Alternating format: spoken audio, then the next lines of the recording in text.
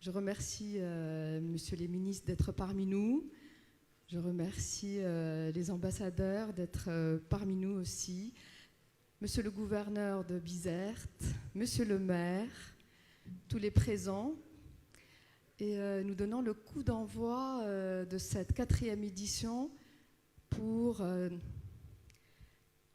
débattre sur comment se faire sortir cette Méditerranée, comment traiter des sujets comme la pollution, la biodiversité, le transport maritime et d'autres projets et initiatives qui peuvent émaner par les jeunes, par des associations, mais aussi par des villes et des municipalités pour rendre le littoral tunisien d'abord meilleur et aussi tout le pourtour du bassin méditerranéen et apprendre de ce qui se fait depuis la rive nord du bassin. J'appelle à mes côtés M. Pascal Lamy, notre président.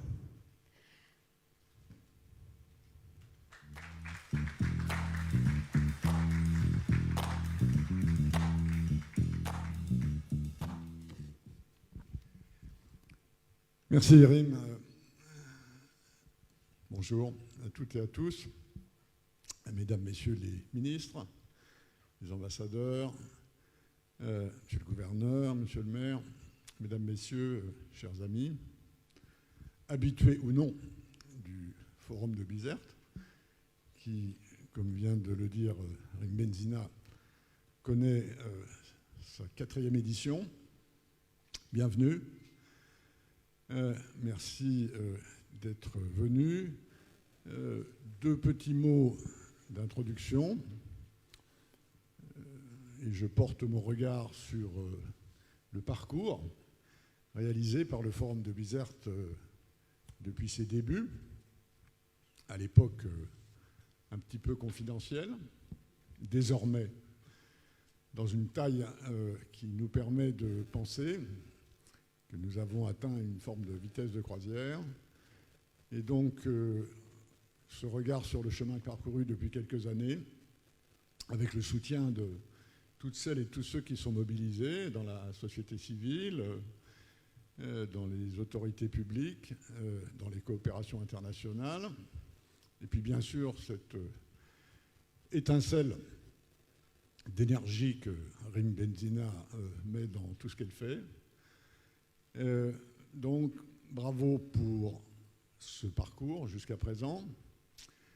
Et au fond, en dehors de tous ces efforts, de toutes ces collaborations, de toute cette énergie, je crois qu'il y a deux raisons qui expliquent pourquoi le Forum de Bizerte attire maintenant plus de participants, plus d'attention.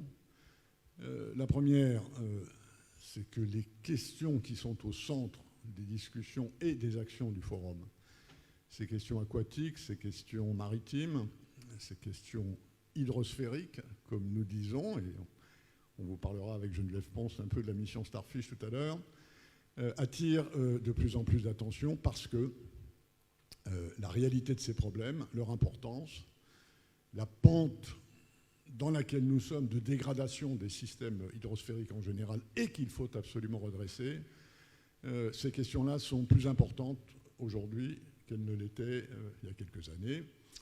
Elles sont à la confluence des questions climatiques, dont nous connaissons l'urgence, des questions de biodiversité, qui sont parfois moins sensibles aux yeux du grand public, mais très importantes dans l'évolution de tous les systèmes de la vie sur Terre, et puis ces questions d'économie bleue, qui est un peu l'idée d'origine du Forum de Bizerte, en essayant d'aider la Tunisie, de l'intérieur d'abord, parce que c'est quand même d'abord là que ça se passe, de l'extérieur quand on peut, à mieux identifier, exploiter, s'appuyer sur les atouts de ce pays en matière d'économie bleue. Donc ça, c'est la première raison. La deuxième, c'est que, inévitablement, et on regardera ensemble tout à l'heure un peu les différentes coopérations qui traversent la Méditerranée dans ces matières aquatiques, hydrosphériques, maritimes, c'est que Bizerte est un peu le pôle sud de ces coopérations. Il y a un pôle nord du côté européen, il y a un pôle sud du côté BIZERT, et que cet espace méditerranéen de coopération se développe lentement, mais sûrement, et que, évidemment, il y a un centre naturel de tous ces espaces de coopération méditerranéens qui sont les questions de ce que nous avons en commun géographiquement, cet espace maritime qui s'ajoute à cet espace civilisationnel que l'histoire nous a confié. Donc voilà les deux raisons qui, à mon avis, expliquent, en plus de tout ce qui a été fait pour faire croître le forum, son succès et le nombre de ceux qui participent à cette matinée avant l'ouverture officielle, si je puis dire, de cet après-midi, en témoigne. À titre personnel, j'ajoute que, en tant que président du forum, j'essaie d'y apporter ma petite marque. Et cette petite marque que j'essaie aussi d'imprimer au Forum de Paris sur la paix, à la mission Starfish dont on vous parlera, et à un certain nombre de mes autres engagements de vieux singe habitués des questions de coopération mondiale européenne, c'est cette notion d'impact. Nous sommes là pour nous parler, nous sommes là pour deviser, nous sommes là pour apprendre, nous sommes là pour nous écouter, mais nous sommes aussi là avec dans l'idée que le Forum de la paix, le Forum de BIZERT, comme le Forum de la paix et quelques autres, il est là pour produire des résultats, de l'impact, et ce que j'espère pour l'avenir, et ce que j'espère pour notre édition de cette année, c'est que cette notion d'impact, cette notion que petit à petit il faut porter l'attention à ce que nous produisons en améliorant les chantiers sur lesquels nous travaillons, prend de plus en plus d'importance. Voilà mes vœux, et voilà pourquoi, une fois de plus, je suis très heureux d'être ici, et je sens déjà, au bout de 2 jours, que cette manière tunisienne d'accueillir, de vivre, de sourire, même dans des difficultés, et Dieu sait que ce pays en a traversé, et Dieu sait qu'il y a encore des grandes difficultés, mais le sourire, le soleil, la mer, merci pour tout ça. Merci, cher. Merci, cher Pascal. Je remercie également nos partenaires qui nous ont soutenus, mais avant tout l'État tunisien, la République tunisienne, la ville de BIZERT, qui a tout fait pour que ce forum puisse perdurer. Donc je remercie la BIAT, Actia, l'Institut français, le ministère de l'Europe et des Affaires étrangères, Mosaïque, Sagemcom, Total Énergie, Celt Marine, la République française, CMR, également Maghreb Revêtement, Caire, Stecom, l'Hôtel Elfel, l'Agora et Envirofest qui sont nos partenaires culturels. Je donne le coup d'envoi au spot du forum. La régie, à vous.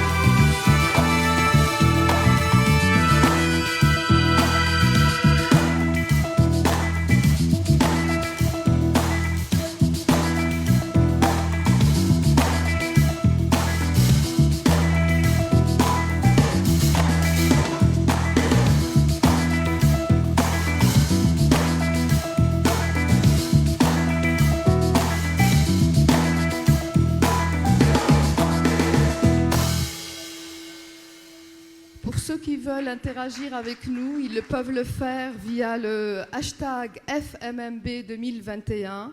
Et je rappelle les mesures sanitaires, le port du masque, le gel qui sera distribué un peu partout, la distanciation, en nous évitant aussi les poignées de main. Donc tout ça pour rester loin de cette satanée maladie, si je peux me permettre. J'invite M. Samir Abdellaoui, le gouverneur de Bizerte, à nous rejoindre sur scène.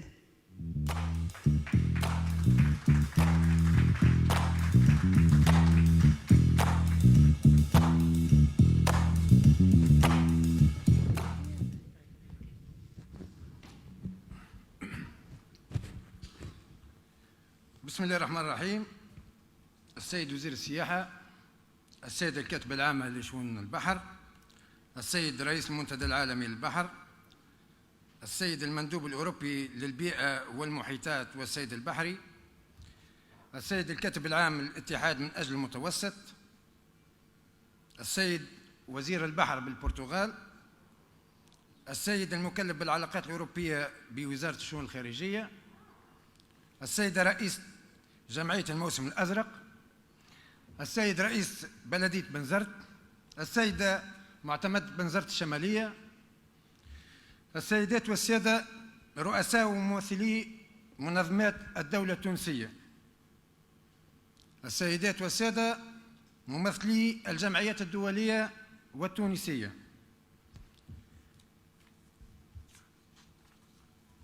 في البداية أريد أن أشكركم على هذا الحضور الكريم. أنا لا أريد الكلام كثيرا بقدر ما أريد العمل أكثر. تشرفت بمعرفتكم، مرحبا بكم في بلدكم بنزرت، في بلدكم تونس، في بنزرت الجميلة، في بنزرت الأبية. لا أستطيع أن أتكلم أمام ما قدمته السيدة ريم بنزينة. أشد على يديك، تأكدي وأن ولاية بنزرت والجمهورية التونسية داعمة لكم. لن نبخل أبداً على دعمكم مادياً ومعنوياً. أنتم بوابة وأنتم سفراء تونس في الخارج. بنزرت الجميلة، بنزرت الجوهرة، البحر الأبيض المتوسط وإطلالته على تونس. سنكون داعمين لكم طبعاً مع حضرة السيد الوزير. الدولة التونسية تدعم كل المشاريع التونسية والعالمية. نحن في انفتاح دائم مع الجميع. هذه التظاهرة كما أريد أن أشكر أيضاً من هم بتواصل عن بعد وتعذر عليهم الحضور معنا. أريد أن أشكرهم شكراً خاص باسمي وباسم ولاية بنزرت وباسم الجمهورية التونسية. شكر لكل من شارك حاضراً أو عن بعد.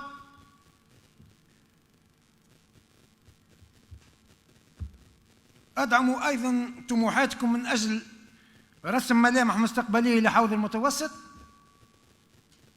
طبعاً بضفتيه الشمالية والجنوبية. كما قلت وأعيد، لا أريد الكلام كثيراً ولكنني أريد العمل أكثر. réveiller, travailler et se taire. سأكون داعماً جوهرياً وداعماً قلباً وقالباً لكم. عندما تستحقونني ستجدون مكتبي مفتوح سيدتي، وأشد على يديكم ومرحبا بكل ضيوفنا الكرام. شكراً. Merci beaucoup. J'appelle maintenant M. Kamel Ben Amara, le maire de Bizerte.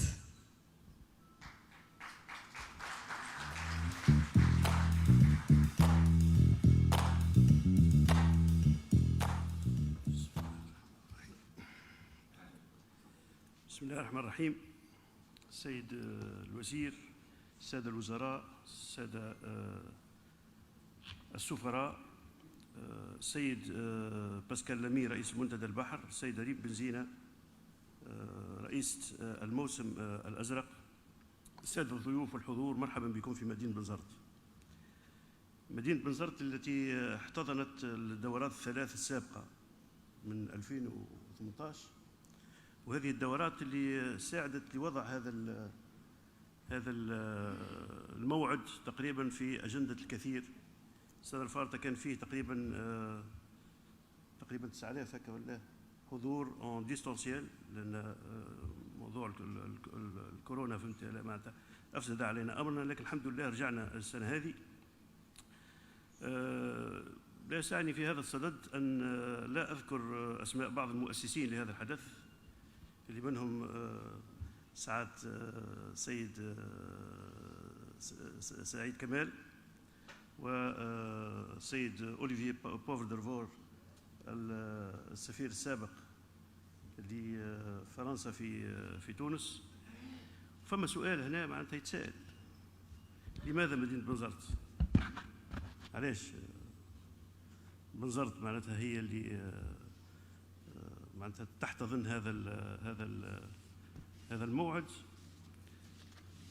ممكن نجيب معناتها لأسباب عديدة، برشا منها قد تتوفر في عدة مدن أخرى معناتها في البحر الأبيض المتوسط، لكن ما سوف أسرده لاحقا إن شاء الله في جولة بسيطة تاريخية شوية حول مدينة بنزرت، ممكن يجاوب على بعض هذه الأسئلة. لذلك أستسمحكم بما أن الموعد موعد عالمي أن أنتقل للغة الإنجليزية باش نتكلم شوية في الموضوع هذا. So, Excellencies, ladies and gentlemen, ministers, ambassadors, distinguished guests of the city of Bizerte, of the Forum of 2021. Welcome to our fourth annual meeting of the Forum of de la Mer, still in our magnificent city of Bizerte, a small trading port founded around 1100 before Christ. So it has almost 3,000 years of history. By the Phoenicians, which are the people of the sea, under the name of Accra at the time. The city comes under the influence of Carthage. After the defeat of Agathocles of Syracuse, Pliny the Elder mentions it in his history under the Latin name of Hippodaritus, which is a deformation of the Greek adjective diaritos, which means crossed by the running waters. And the Roman Empire, Hippo maintained continued maritime relations with Ostia and Rome, as evidenced by a mosaic decorating its commercial representation in the place of cooperation in Ostia. In 1535, Charles V troops took the city but the Ottomans drove them out in 1574. It then experienced, thanks to its port, its first great period of prosperity. It is then a base of race associated with Tunis. In reaction, the city undergoes the bombing of the navy of the King of France in 1681. On July 4th and 5th, 1770, the squadron of the Count of Bruges again bombed the city and destroys the installations of the port. And in 1784, up to 1785, it was the Venetians who again bombed the city and the port with incendiary bombs. The abolition of piracy in 1818 could have dealt a fatal blow to the economy of Bizerte, but the lake, which is just nearby, in which sea breams, sole, moors, wolves and pageants reproduce so easy to trap them when they return to the sea, and this made the prosperity of the city of Bizerte in terms of fishing and could give back, certain dynamics to the economy of Bizerte. 1786, a Bellical decree granted France exclusive rights to coral fishing, but smugglers immediately followed. From Genoa, from Catalans, Venetians, Sicilians, Pisans, Corsicans, and Marseille, they founded many warehouses here, just nearby this place, and business in the islet of Rabat, where the central mosque is, has been the center of exportation of fish trade to many places of the world. I'll pass on very, very rapidly to this part of the history, but if we go back to the recent history, the Admiral Theophile Aube, during his time at the Ministry of Navy, plans to transfer the old port, okay, but can only operate a few dredges. And it is in 1890 that the war granted, okay, the work of the new canal, which links the Mediterranean Sea to the lake, and which made a lot of change to the economy of Bizerte. The development of the port is accelerating, in particular under the leadership of Captain Ponty in the years 1897 and 1898. With the rising tension between France and the United Kingdom, in particular during the Fakoda crisis, about 20 kilometers further south, on the other side of the lake, is founded the city of Ferryville. Ferryville, which is now Manzil Bourguiba, it has the largest dry docks for Navy repair. When the Second World War broke out, Bizerte was one of the most important military ports in the Mediterranean. The Naval Air Base then covers an area of almost 300 square kilometers and includes an operational complex composed of the Admiralty, a shelter for torpedo boats and submarines, a maritime aviation base, which is called the Kharouba now, a base and aviation Sidi Ahmed, as well as detection stations on the heights of the city, without forgetting the arsenal and the maritime hospital of Sidi Abdullah. These infrastructure and the strategic location of the base did not fail to arouse the interest of the Axis force at the time.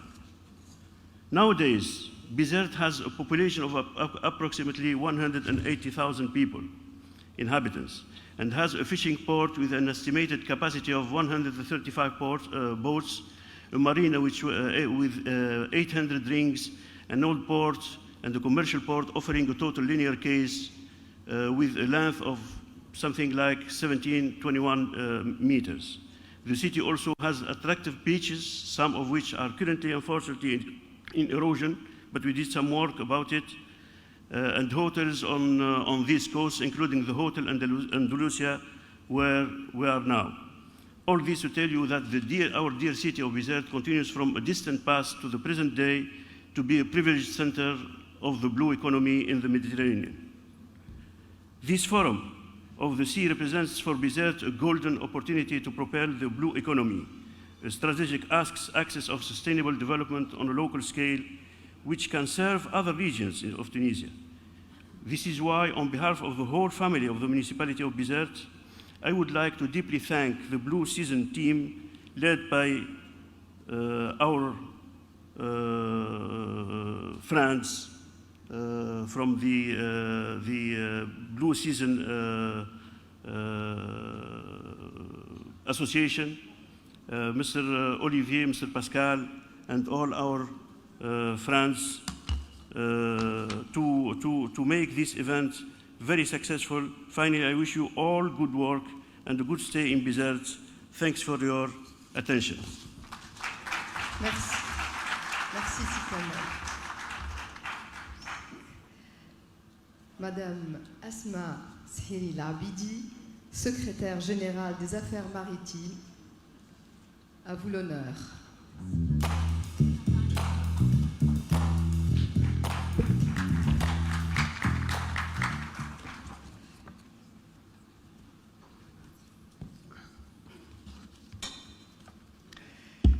Monsieur le gouverneur de Bizerte, Monsieur le ministre du Tourisme,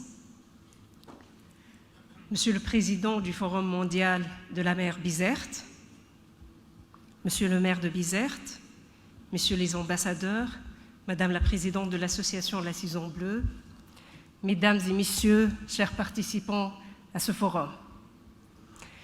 Tout d'abord, bonjour. Et puis, je suis très heureuse d'être parmi vous ce matin, en cette belle ville de Bizerte, ville forte d'une longue histoire maritime, et de pouvoir, à vos côtés, enrichir les débats sur la thématique choisie par les organisateurs de cette 4e édition du Forum mondial de la mer Bizerte, à savoir la Méditerranée des projets, l'Europe de la mer. Cette nouvelle édition du Forum mondial de la mer Bizerte coïncide cette année avec la mise en place en Tunisie d'une commission interministérielle et un secrétariat général des affaires maritimes. Un nouveau-né, longuement attendu par les différentes composantes de la communauté maritime au niveau national, mais aussi par les instances homologues au niveau des pays côtiers voisins.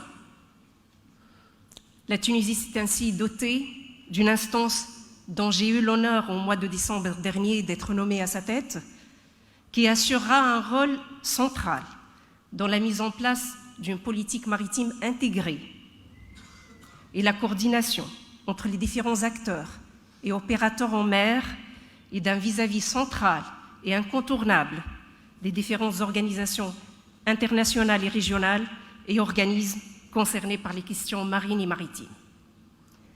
Mesdames et messieurs, aujourd'hui en Tunisie, nous ne regardons plus la mer et le littoral uniquement comme un espace de navigation et de quelques activités économiques marines, mais plutôt comme un espace géostratégique, riche en ressources naturelles, à protéger et à valoriser. Elle est désormais perçue dans toutes ses dimensions économiques, sociales, écologiques et de souveraineté. Notre vision pour nos espaces maritimes est de créer plus de valeur, tout en préservant les ressources pour les générations futures. Notre vision s'inscrit ainsi dans le cadre d'un nouveau paradigme d'économie bleue, dans lequel commence à s'engager la communauté internationale dont fait partie la Tunisie. Comme vous devez le savoir, mesdames et messieurs, la Tunisie a une façade maritime importante par laquelle transite plus de 30% du trafic maritime mondial.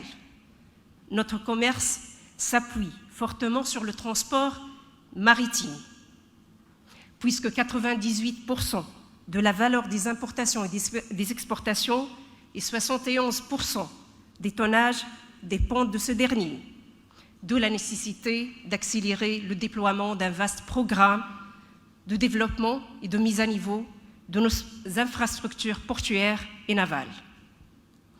Le secteur de la pêche et de l'aquaculture est un secteur prioritaire en Tunisie, en raison de son importance socio-économique et sa contribution à la sécurité alimentaire nationale. La pêche est une activité profondément ancrée dans la culture et les traditions tunisiennes et reste largement caractérisée par la pêche côtière et traditionnelle, dont certaines pratiques demeurent durables, telles que la pêche à la charfia, inscrite en 2021 par l'UNESCO à la liste du patrimoine culturel et matériel de l'humanité. Toutefois, ce secteur gagnerait à être rationalisé et modernisé afin de limiter les menaces engendrées par certaines pratiques de pêche non durable sur notre écosystème marin. Également, le tourisme balnéaire devrait être repensé et restructuré au profit d'un nouveau type de tourisme alternatif et durable. Grâce à ses côtes riches en patrimoine naturel, la Tunisie dispose de plusieurs atouts pour le développement d'un tourisme de plaisance éco-responsable.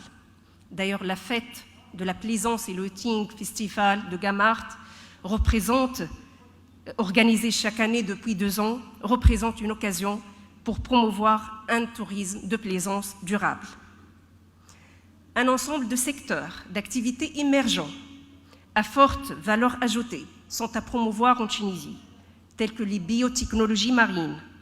De même, les activités liées au secteur de la construction et la réparation navale gagneraient à être développées étant donné la forte demande dans la zone méditerranéenne pour ce produit et la capacité de ce secteur d'absorber une forte main-d'œuvre tunisienne.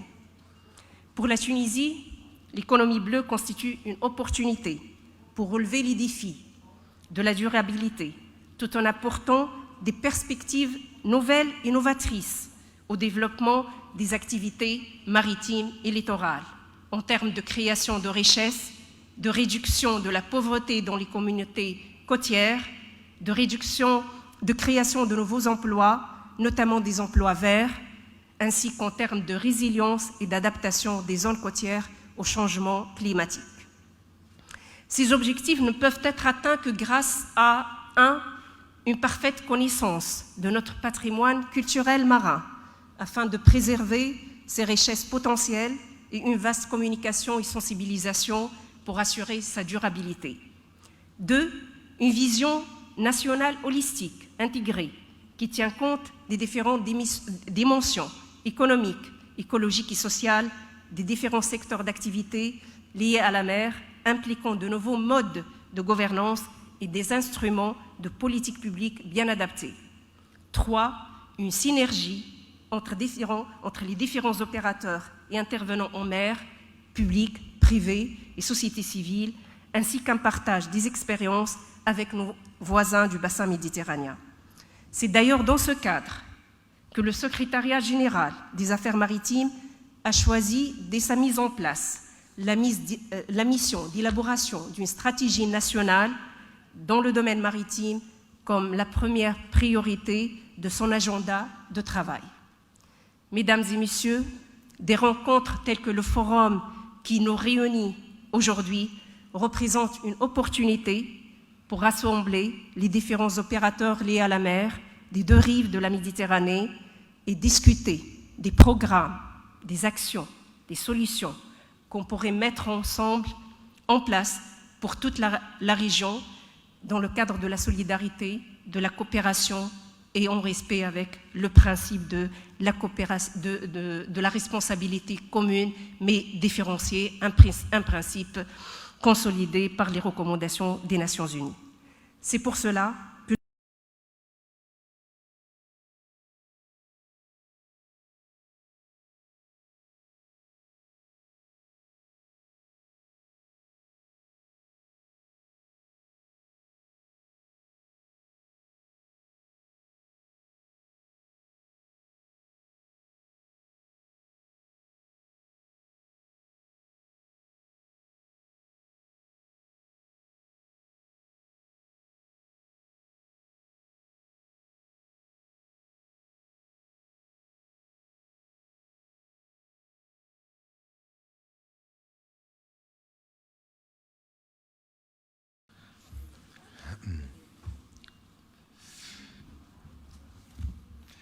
Madame Asma Sahiri, secrétaire générale des Affaires de la mer, Monsieur Ricardo Serrao Santos, ministre portugais de la mer, Monsieur Samir Abdellaoui, gouverneur de Bizerte, Monsieur Kamel Ben Amara, maire de Bizerte, Madame Rim Benzina, présidente de la Saison Bleue, Excellences, Messieurs les ambassadeurs, Monsieur Pascal Lamy, président du Forum mondial de la mer, Monsieur Kamel Ben Nasser, secrétaire général de l'Union pour la Méditerranée,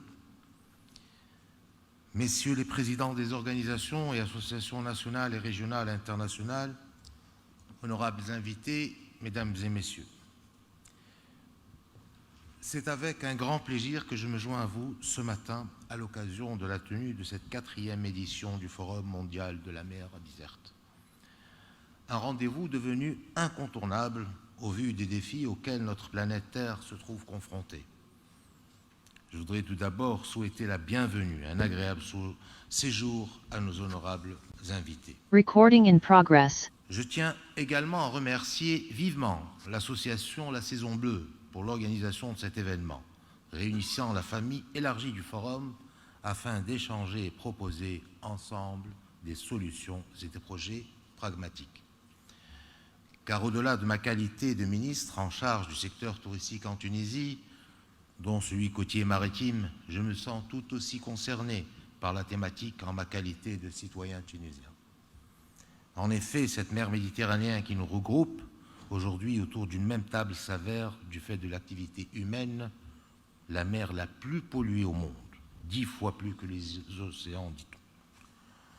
Or, il ne fait aucun doute que la Méditerranée est à la fois un héritage inestimable à préserver, un vecteur de rapprochement et de culture entre les communautés des deux rives, une ressource naturelle stratégique à exploiter de manière rationnelle pour assurer un développement et une croissance durable dans la région. The Phoenicians nouvelle, rappeler que les innovatrice océans et les mers au sont développement non seulement une source des d'emploi activités vitale maritimes au travail et plus de littorales. 60 millions de personnes, selon la FAO, mais que ces mers soutiennent également la croissance économique et contribuent au bien-être des communautés côtières, notamment dans les pays en développement. Conscient de ce rôle prépondérant dans l'économie nationale et régionale, la Tunisie a fait de la protection de la mer Méditerranée et de son littoral une priorité, et ce, notamment par la création d'un secrétariat d'État chargé de la mer. Sa sauvegarde est une nécessité, un devoir pour tous. Elle génère chaque année une valeur comparable aux grandes économies, mettant en avant l'énorme potentiel de l'économie bleue. Cette dernière constitue un défi majeur pour tous les secteurs d'activité, le commerce, le tourisme, la pêche, l'aquaculture. Elle implique un véritable changement des pratiques individuelles et collectives et des politiques publiques, notamment dans l'industrie du tourisme. Considérée comme l'une des plus importantes au monde, l'économie bleue apporte des milliards de dollars à l'économie mondiale. Son offre repose en grande partie sur l'environnement. Des sites naturels et des paysages marins imposants attirent des millions de visiteurs à la recherche d'espace, d'un nouveau souffle et d'un contrat direct avec la nature. En Méditerranée, et selon l'Union pour la Méditerranée, l'industrie de la pêche et de l'aquaculture en mer Méditerranée est le troisième secteur de l'économie bleue en termes socio-économiques, après le tourisme et le transport maritime. Honorables invités, mesdames, messieurs, le modèle actuel du tourisme côtier et maritime représente ainsi une part considérable des activités touristiques. Avec une côte qui s'étale sur 1356 km et une dizaine d'îles, le secteur maritime en Tunisie reste un secteur vierge, avec beaucoup d'opportunités d'investissement encore inexploitées.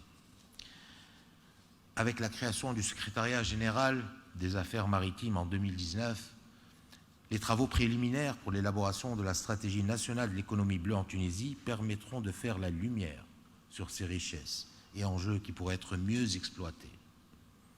En effet, du côté du commerce et transport maritime, près de 90% du commerce international, import et export, est transité par la voie maritime.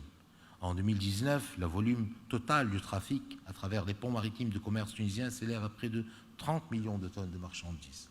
De même, les ports de commerce sont le théâtre d'un mouvement très dense de navires passagers, notamment durant la saison estivale. En 2020, le trafic des passagers atteint près de 315 000 passagers. En 2010, l'année de référence dans ce domaine, le trafic des croisières a enregistré un mouvement record de près de 900 000 touristes, avec des navires croisiéristes qui peuvent embarquer chacun jusqu'à 3 000 touristes à bord.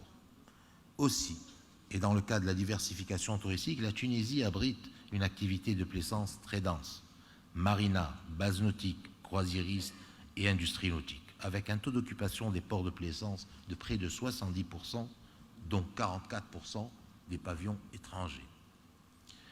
Honorables invités, mesdames et messieurs, administration et professionnels du tourisme sont plus que jamais conscients de la nécessité d'adopter les principes de l'économie bleue pour contribuer à une relance durable du secteur touristique.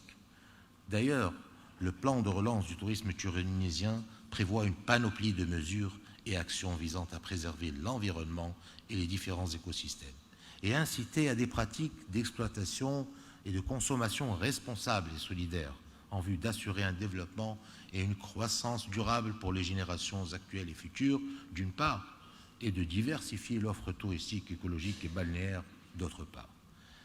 Honorables invités, mesdames, messieurs, je ne saurais clore cette allocution sans profiter de cette belle tribune pour saluer encore une fois cette initiative qui est le Forum de la mer. Une initiative qui milite pour un dialogue régional et une meilleure concertation avec les différents intervenants. Ceci favorise la création d'une véritable communauté méditerranéenne de l'économie bleue, dont la mission principale consiste à réduire la vulnérabilité de la Méditerranée, non seulement aux dégâts du tourisme, mais également au changement climatique, à la pression démographique et à la perte de la biodiversité. Une mission à laquelle la famille élargie du tourisme tunisien adhère et participe vivement. Je vous souhaite beaucoup de succès dans vos travaux et merci pour votre attention. Merci, M. Larbi. Merci. Je tiens à remercier également tous ceux qui sont venus de loin pour nous rejoindre et faire partie de ce forum. Je remercie M. Marius Vassega, le chef de cabinet du commissaire à l'environnement, aux océans et de la pêche. Je remercie M. Nasser Kamel, secrétaire général de l'Union pour la Méditerranée. Je remercie aussi Ricardo Serrao Santos, le ministre de la Mer du Portugal,